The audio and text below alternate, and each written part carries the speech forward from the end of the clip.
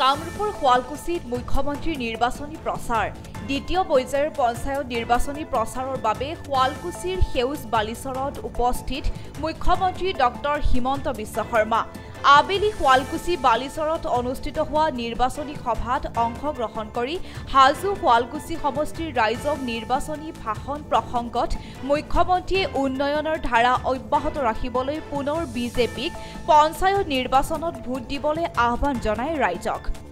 আনহাতে পেহেলগামৰ ঘটনাৰ বাবে এইবাৰ নিৰ্বাচনত দুখ প্ৰকাশ কৰি নাচ গানৰ পৰা বিৰত আছে মুখ্যমন্ত্ৰীগৰাকী।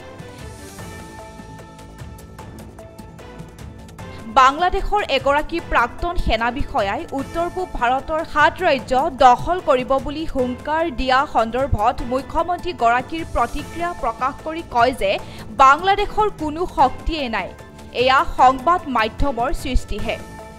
নলবাৰীত গৌৰৱ গগৈ কলা পতাকা প্ৰদৰ্শন সন্দৰ্ভত মন্তব্য দিবলৈ বিৰত থাকে মুখ্যমন্ত্ৰীগৰাকী। আজি পেহেলগামৰ ঘটনাই সকলোৰে মন দুখিত কৰি আছে, গতিকে এইকাৰণে আমি আগে পিছে যিমান নাচ গান সুন্দৰ কৰি কৰোঁ, এইবাৰ আমি কৰিব খুজিলেও মনটোৱে নামানে।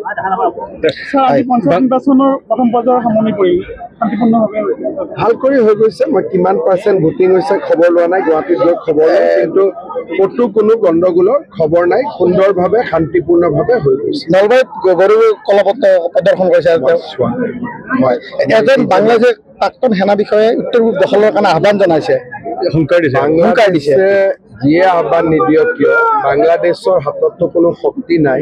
এইবিলাক এনেই মিডিয়াত অলপ নিজৰ নামটো প্ৰচাৰ কৰাৰ কাৰণে মানুহে কয়, কিন্তু ভাৰতৰ লগত বাংলাদেশৰ তুলনাও নহয় আৰু তেনেকুৱা সম্ভৱো নহয়। হ'ব, ঠিক আছে। হাজোৰ পৰা জেহেৰুল ইছলামৰ ৰিপৰ্ট, AIPL Live 24/7।